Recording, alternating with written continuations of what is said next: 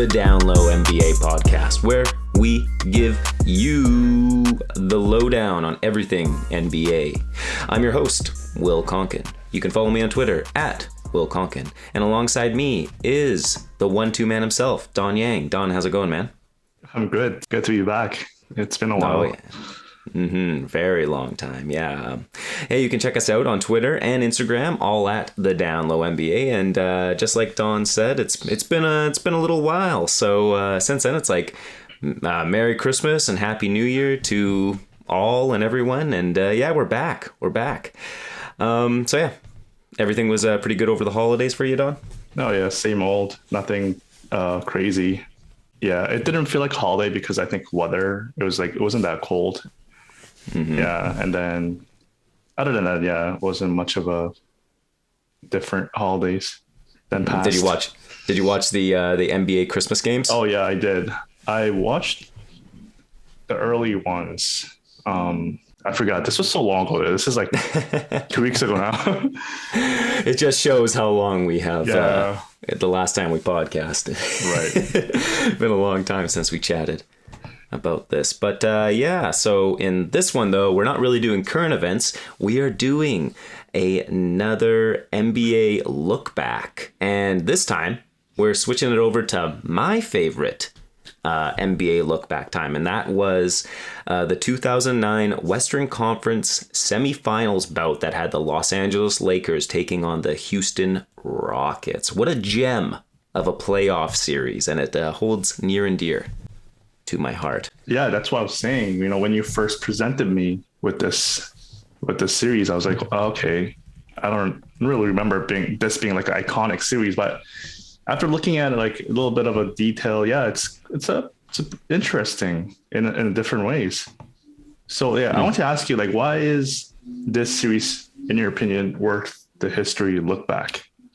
I think it definitely like holds near and dear to my heart, and I think that's why. And it was my real first taste of Western Conference playoffs. The year prior, I had only actually watched when the Lakers and the Celtics were in the finals. I didn't really watch as many full series games in the prior lead up to all that.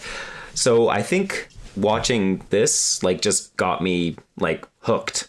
Just like right away. And I don't know. And this was like a battle of like a whole bunch of names at the time. At the time, I didn't really even know a lot of the names of like just the magnitude of all of them. But looking back now, it's like, oh my God, there was like so much name power in this series. And for this to happen in the second round of the playoffs, I think it's like, yeah, very meaningful. Like I said, the name value. I knew that I was watching like Kobe, but didn't really realize I was watching the likes of Pau Gasol, Lamar Odom, Ron Artest at the time, Meta World P, or I guess he's changed his name again now. But even Yao Ming, Shane Battier, Brent Barry was on the Rockets as well and got some minutes, and our beloved Kyle Lowry in his younger years with the Houston Rockets. One other thing was I just loved the physicality of it. I've always been not a super physical player when I play basketball, but I do love to just see some scrappiness, especially when Ron Artest got up into Kobe's grill, running at him, taunting after like a bad call, and even Derek Fisher like absolutely laying out Luis Scola during game 2. And I can't even say. And then was ejected and suspended for game 3. And then just kind of lastly, my last rant about this is just the what ifs. It seems like there's so many what ifs related with this series. Tracy McGrady was on the roster, but unable to play due to injuries. Yao Ming, unfortunately, succumbed to some injuries as well and was out for a chunk of this series. So, yeah, I think if this Rockets team was healthy and all, they could have beat Melo and Denver in the conference finals and the Magic in the finals and captured. I guess it would be their first title since 1995, since those Hakeem Olajuwon days. Yeah, I think that's probably the biggest factor or what ifs in this episode is would Houston have went on to win the whole thing if they were healthy?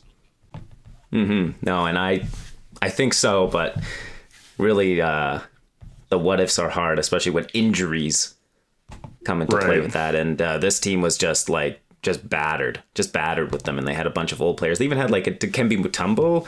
I don't know if he was on the roster at the time or then got traded, but like, so they had a lot of like kind of like older figures in there for sure.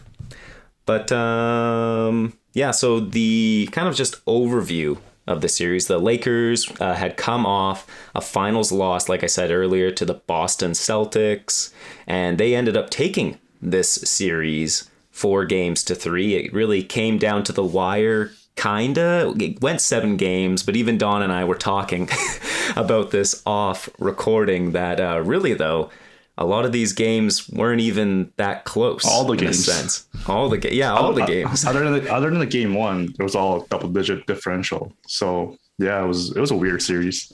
It's like one team's dominating, the next time there's other teams dominating. So that must have like maybe perplexed you a bit more of why I enjoyed this series, because a lot of times it's like, oh, these aren't like 2 to 5 point games. These things are like large chunks back and forth. But I think that's what made me love it the most, was it was really a roller coaster throughout, maybe even more, because like, I don't know, I guess we've seen it with the Toronto Raptors sometimes too during their playoff series, where one game they're just like, oh, we're way on top, and then other games, holy shit, we suck. Maybe not to that degree in this series, but no, I think that's the one thing. It just really pulled at my brain a whole lot of thinking like, I have no idea what is going to happen in the next game. yeah, that was one of the reason why I was like, why is this series so like iconic to you? But looking at the whole playoffs in this year, this, I think, well, especially in the Western Conference, this was the only series that went to 7 games the whole time, and there's a lot of 4-1s.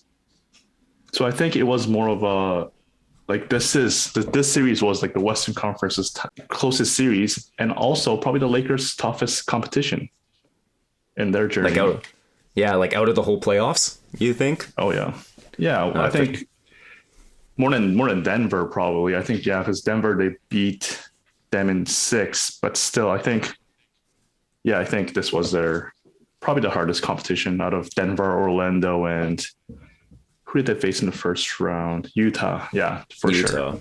Mm-hmm. Yeah, oh, for sure. Oh man. Yeah, no, I guess maybe it was maybe kind of thinking now, maybe it was the series that was meant to be, because it maybe gave Kobe a bit more fire, and then the next series leading up, like we said, them playing Denver and Carmelo Anthony, everyone wanted that matchup for sure. Basically, like the protege versus the master or whatever, especially because they have like or at the time had a good like relationship or whatever. So yeah, that's like, maybe it was the series that was meant to happen. Everything's meant to be. Not meant to be for the Houston side. No, for sure, right? Exactly, unfortunately. But yeah, I guess like the biggest thing out of this was Yao Ming getting injured, because even though other star Tracy McGrady didn't play at all, Yao Ming actually played, what was it again? Yeah, 3 out of the 7 games, and then that's when he got injured. And yeah, no, he was putting up some like pretty good numbers, holding like, because after that, it then, like I said, became kind of like a Carl Landry, our good old boy Chuck Hayes, even like Ron Artest at the time. They were kind of like filling in at the center spot, so Houston didn't really have anyone big or as big as Yao Ming, but no one was as big as Yao Ming other than Manute Bol or whatever, and if only they could. So yeah, I think that maybe might have been where things really turned down, even though Houston had already lost like two of those games or whatever. But I think that was really kind of like the turning point in that. What do you think of that? Yeah, I mean, that's easy to say, but if you look at the games, like they won game 4, which was the game after Yao Ming was down. So I don't know. It's definitely the turning point, but it didn't, I guess, affect them like right away, because of, I guess you don't really see Aaron Brooks going off for 34 points. I guess that helped. But yeah, no, definitely that is a turning point. And if Yao Ming was healthy, I think this would have been like, they wouldn't have the game 5 they lost by 30 points. That wouldn't have happened. And even the game 7, like they lost by like 20 points too. So it would have been closer in a sense where like in a game it would have been like maybe like a single digit differential. Mm-hmm. But do you think they would have still won the series with Yao Ming? With Yao Ming? Yeah. I want to say yes, for sure, because I love kind of like a come from behind kind of team like that, an underdog kind of team in a sense, compared to the star power of like Kobe Bryant on the Lakers. But I think you are right. I think the Lakers really just had it in their mind that they were winning this series. They had already like had another full year of developing that Pau Gasol and Kobe Bryant relationship on the court. Lamar Odom was having like a fantastic year. I think they all just had a lot of like boost under their belt from losing to the Boston Celtics, and in kind of like it was not embarrassing, but like they did get pretty beaten handedly by the Celtics the year prior. So I think they were just on a path to go through anyone or whatever. And I think, like we said, like this was probably their hardest test to break through, and then the rest maybe not easy sailing, but was in a sense. Mm-hmm. But what if? So here's another what if: is I know people hate what if. Toss out all the what ifs, Don. This Toss is them all like out. this is I know some people hate what ifs for like I understand that, but this is the whole point of this episode.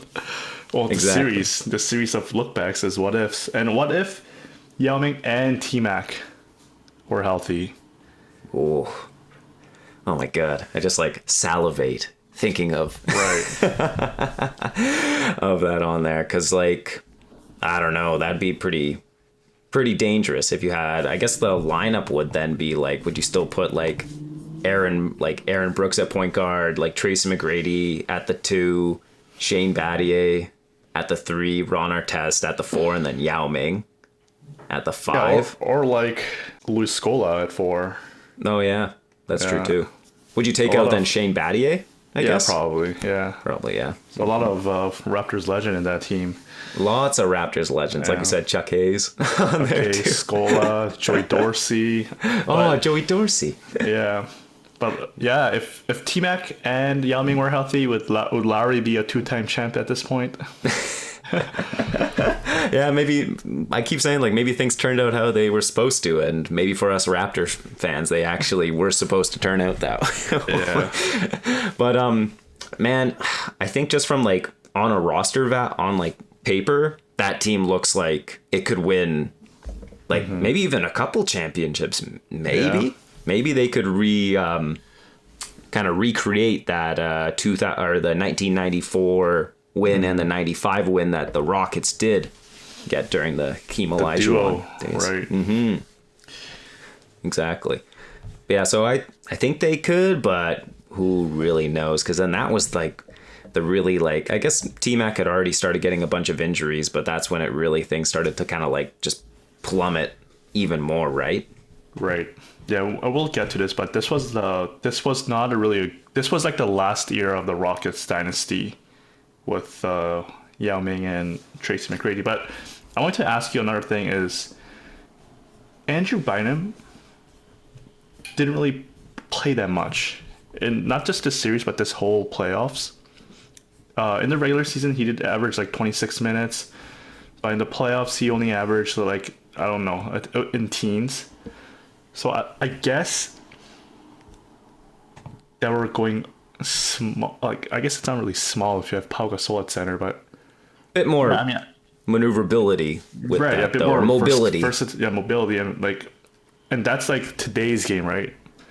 So back then, do you think that really helped beating this team with Yao Ming, with Bynum only playing like, let's see, he only averaged 15 minutes a game Wow, that's really low. And you said that he averaged like 26 during the regular season? Yeah. Oh, I'm not too sure. That really could be though, that they wanted to like switch over once like Yao was out. They wanted to like have a bit more, like I said, mobility on that, especially with like Lamar Odom was like a point forward Right. basically. Even Pau Gasol, like I said, he could like sometimes he would bring the ball up the court Oh yeah. and stuff too. So maybe he averaged the most minutes, Pau Gasol, in this series. So yeah, maybe could have been when like without Yao in there, and then with like even like Shane Battier, yeah, Bron Artest, Carl Landry, even like a lot of them are pretty mobile, especially in like the pick and roll. Maybe he was just getting like run off the floor a whole lot, and oh my god, Jackson, Phil Jack, maybe Phil Jackson just didn't want to. I don't know why I forgot Phil. Maybe Phil Jackson just didn't even want to like just work around, or like I don't know, just play around with like getting beat a whole lot at all. Could be maybe Kobe had something to say in that decision. Oh, probably did, yeah. As well, because I don't know. After that too, Bynum really like he had like some great seasons, but then he started to kind of have like some other stuff going on and things, kind of turned down. But yeah, so I think that was probably the reason was going small. I think that was a good point, especially. I think maybe you and I had talked about this off recording as well, of just how like wow the Rockets, because they had Rick Adelman as their coach, and he's always like a fast pace type of guy, that maybe like he like the maneuverability with this roster. My recording kind of got laggy, so if you can repeat that, what you just said about Phil Jackson and Rick Adelman. Gotta love Zoom and my unstable internet for sure. But yeah, no, I think like Phil Jackson probably had like a say in that. He just didn't want Andrew Bynum getting lost in the pick and roll. Who knows what other factors were going on behind the scenes as well. It seems like every like NBA player during a playoff series, even like we saw with like Lowry and the Raptors and stuff, or Kawhi, everyone's like, oh, you don't know what was going on behind the curtain for sure. But even like I was gonna say, like Rick Adelman really loved pushing the ball. I know he had a bunch of bigs, but he was always a very maneuverable. I love maneuverable that word, type of coach. Yeah, there we go. So he could like really just kind of like throw things all the way around and do different roster constructions like that, especially with this one. You could have Ron Artest at the 4. Shane Battier could play like the 4, maybe even 5 and stuff too. So yeah, there was a lot of like, and he had some small guards, like we were saying with Aaron Brooks. I always forget how tiny like Aaron Brooks was. Even Kyle Lowry's pretty small there too. Yeah. They had a small point guards. So yeah, this that's the one interesting factor about this series, and with that Houston team as well, is just like how the possibilities of like the what ifs in that scenario. But then I think we're gonna switch over now to the aftermath of this series, and oh my gosh, a lot of things kind of happened after this this series loss. Don, you want to kind of name some of them, or some of the things that really stand out to you the most? Well, I think this is the most interesting part, is the aftermath. First of all, Meta World Peace and I guess Trevor Ariza decided to just switch teams, and I'm gonna call him Ron Artest, because he was Ron Artest back then. Artest Artest moves on to the Lakers, who, you know, obviously it's funny because him and Kobe were, like you mentioned, bickering at each other the whole series, but they become teammates, and they, you know, end up winning another championship for Kobe, and Ron Artest was a key part of that win especially in the Game 7 against the Celtics, the rematch of 2008 finals, and Artest hit that big 3 to seal the game, and he was clutch. And Kobe, he really didn't play well in Game 7 at all. He like he shot really bad. That's all I remember. I watched. That was like 12 years ago, right? Yeah. I still remember. Oh wow, Pau Gasol's carrying this team in Game 7. That's all I remember. Yeah. So, anyways, that's that. And Ariza goes to Houston, and I think Houston, they lost in the first round the year after.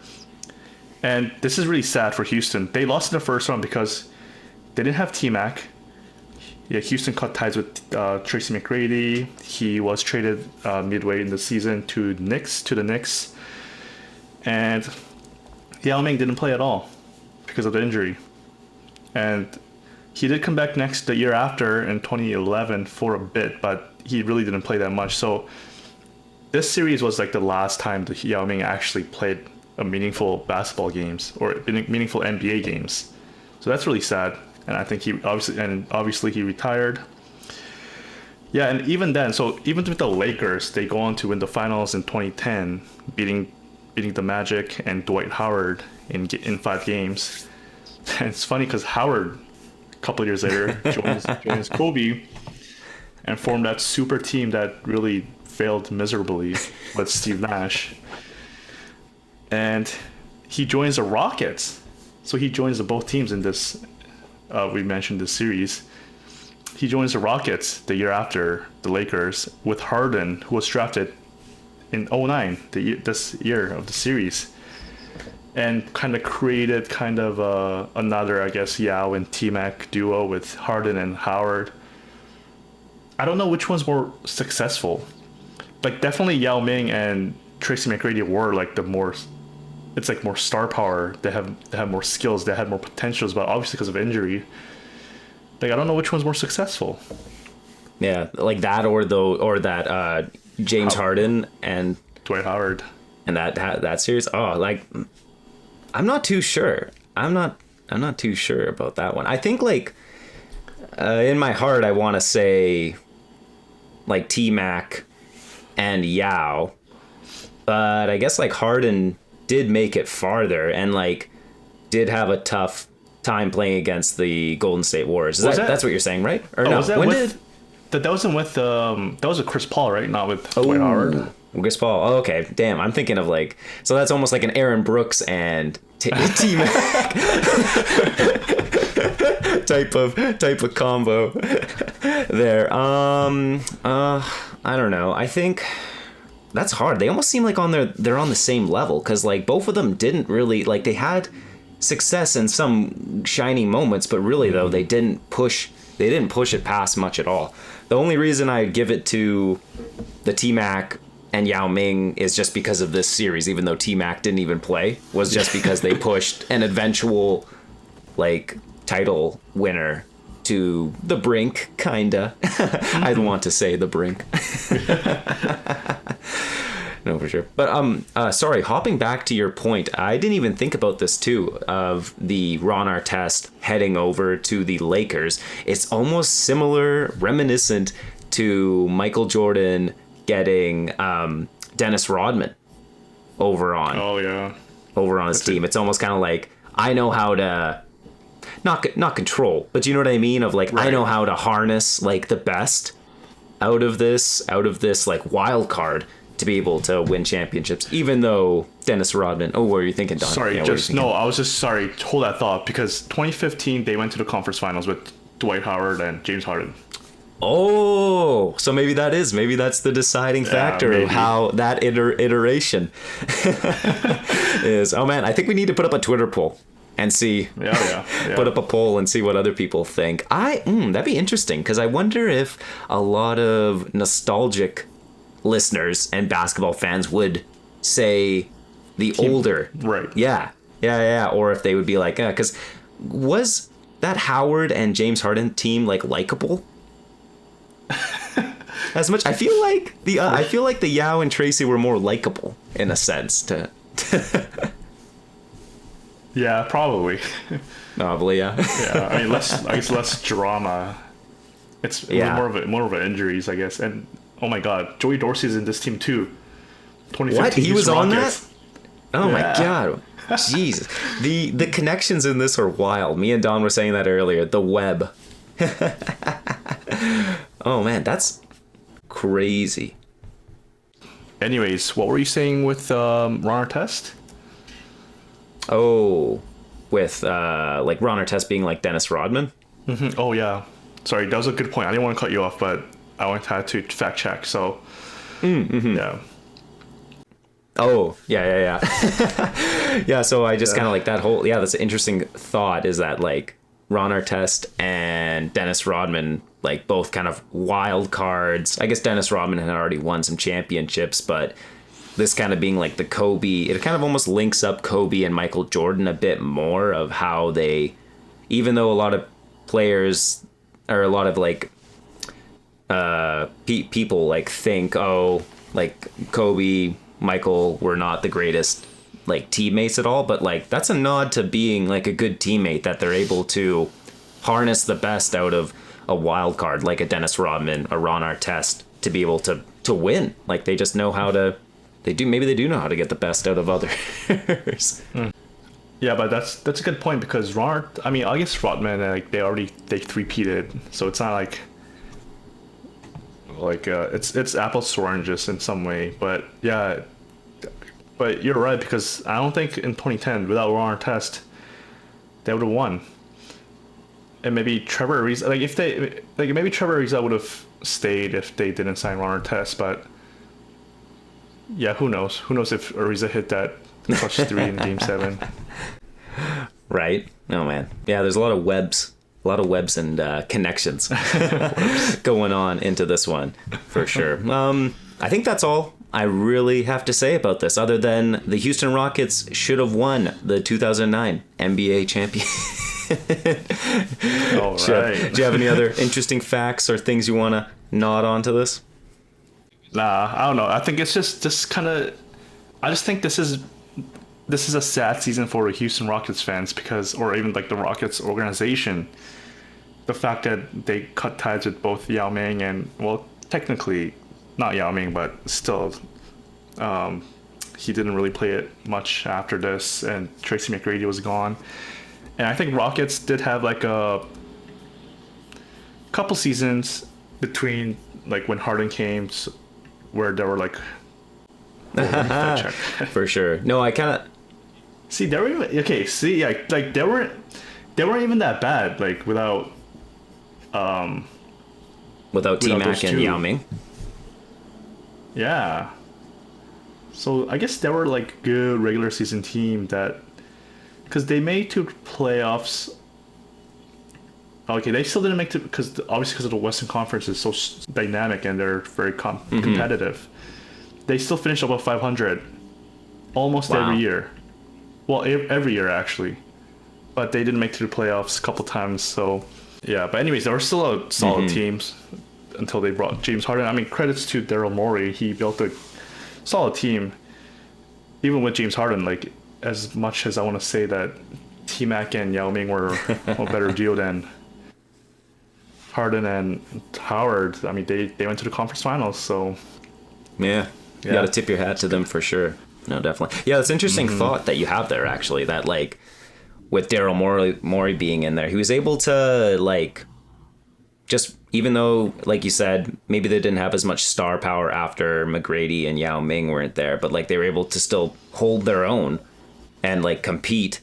And that takes a lot to stay relevant throughout, because it seems like that could have totally gone to a full rebuild, which the Rockets are like doing now, kind of in a sense. Right. Like it seems like they haven't really done that other than when they drafted Yao Ming first overall, maybe in 2001. Was that again 2002? So I guess they went on a bit of a dry spell. I guess they had like Steve Francis in there a bit too, but he wasn't really like he wasn't like true top tier level star. So yeah. That takes a lot to be able to hold their own, especially like you said, in the Western Conference where, and like I said earlier, this is that's also my first taste of Western Conference battle going on. Also, like another credit to Morey for like that James Harden trade was a steal. Oh, it was. It was a steal. Oklahoma, as much as like a good team they built, the fact that they couldn't win with those three of Westbrook, Durant, and Harden is a shame. Yeah, with Ibaka. For sure. Isn't that why they couldn't do Harden? They wanted to keep Ibaka and like a big man. I'm pretty sure. No, I'm pretty sure it's because of Perkins. Perkins. They wanted that they wanted Kendrick Perkins on there. That's crazy.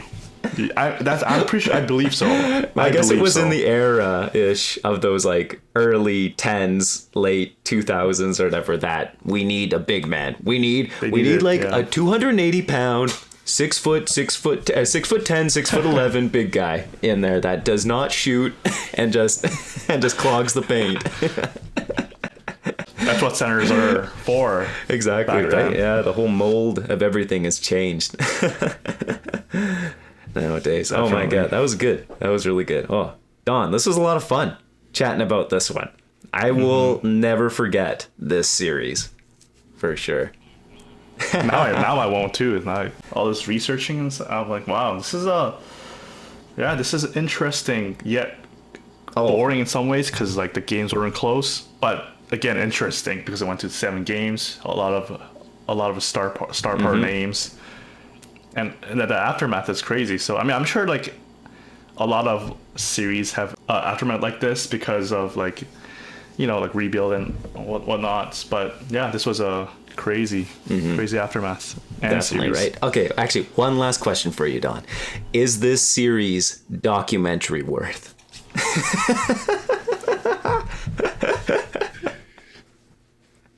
I don't know. I feel like to be a documentary worthy of a series, I think you should have more of an aftermath of webs, like even spreading out farther. So like if, for example, like if I don't know, I guess like Dwight Howard. Never mind, he's not even related to the series.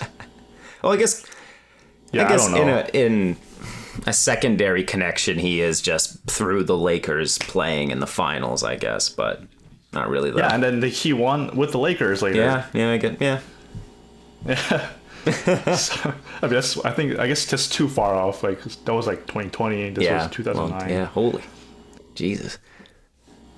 Yeah, I mean, for a non-final series, is there like any series just on top of your head that's more worthy, you think, for a documentary? Ooh. You know what? Maybe though. Oh, you know what? I'm not too sure. The first one that just really popped into my head was just that's kind of similar in a sense was like those Phoenix Suns and Los Angeles Lakers again. Like battles or whatever. Yeah. What was that, like 2006?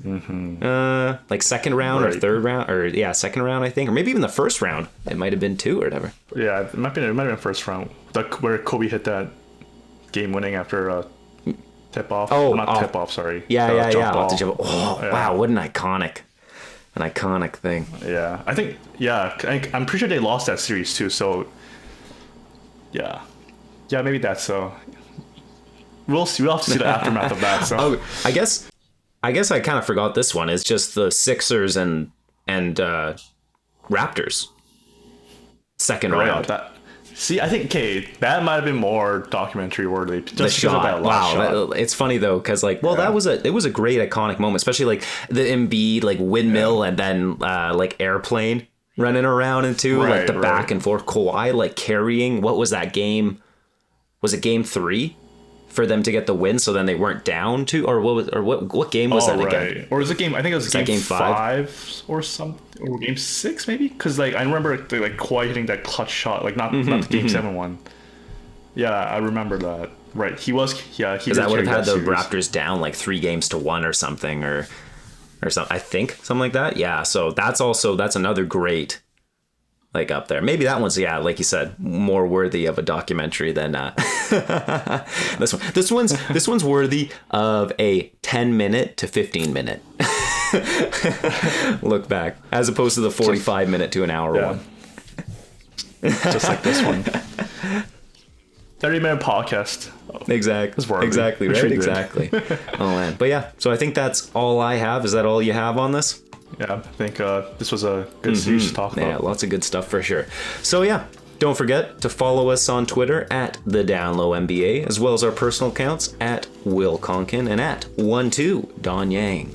And like I said before, maybe we'll put on a Twitter poll to see who likes the James Harden, Dwight Howard version of the Rockets, or the Tracy McGrady, Yao Ming version of that. So yeah, we'll probably toss that up on Twitter. But yeah, thanks for tuning in to the Downlow NBA podcast, where we give you the lowdown on everything NBA. Till next time, basketball fans. Goodbye.